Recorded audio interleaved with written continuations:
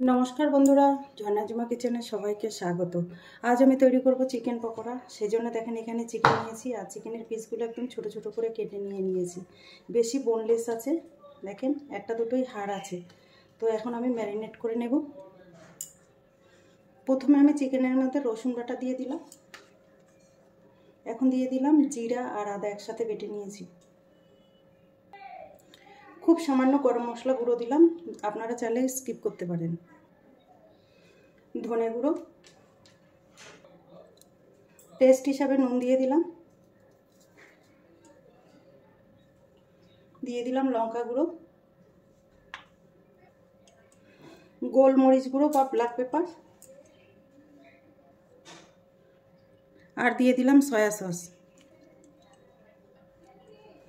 1 চামচ ভিনেগার দিয়ে দিলাম।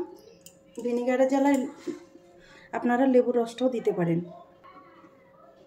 দিয়ে দিলাম ময়দা, 2 চামচ ময়দা দিয়েছি, আর দিয়ে দিলাম কর্নফ্লোর, 2 চামচ কর্নফ্লোর দিয়েছি। এখন ডিম ভেঙে দিয়ে দেব।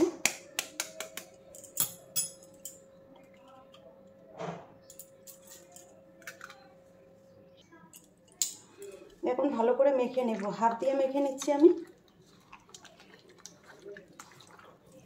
আর এই চিকেনটা এইভাবে মেখে আমি 1 ঘন্টা মতো ফ্রিজে রেখে দেব। আপনারা চাইলে কিন্তু বাইরেও রেখে দিতে পারেন, কিন্তু এখন যেহেতু গরম, বাইরে রাখলে চিকেনটা নষ্ট হয়ে যাবে। দেখেন ভালো করে আমি মেখে নিয়েছি। এখন এটাকে আমি ফ্রিজে রেখে দেব। ভালো করে মেখে নিয়েছি, এখন আমি এটাকে ফ্রিজে রেখে দেবো ঢেকে। ফ্রিজ থেকে চিকেন বের করে নিয়েছি। দেখেন ফ্রিজ থেকে বের করার পর এখন এটাকে আমি ভেজে নেব।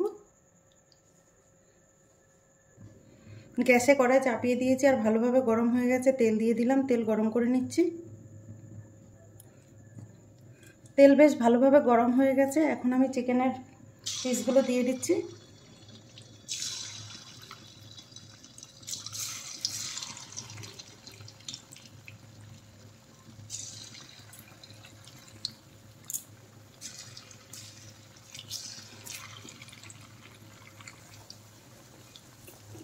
নেড়ে দেবো। এখন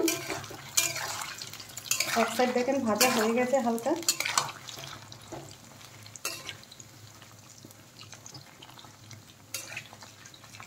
বেশ লাল লাল করে ভেজে নিতে হবে।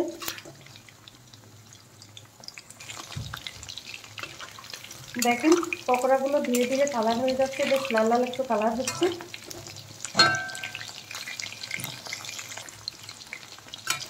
পকোড়া ভাজা হয়ে গেছে, এখন তুলে নিচ্ছি।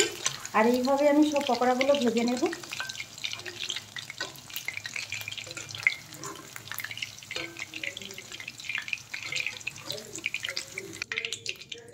আরও কিছু পকোড়া ভেজে নিচ্ছি।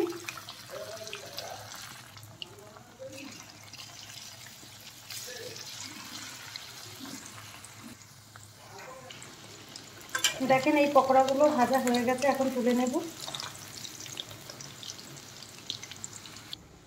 তৈরি হয়ে গেছে চিকেন পকোড়া। এই রেসিপিটা যদি আপনাদের ভালো লাগে তাহলে আমার চ্যানেলটাকে সাবস্ক্রাইব করবেন, লাইক করবেন, কমেন্ট করবেন, আর অবশ্যই শেয়ার করবেন।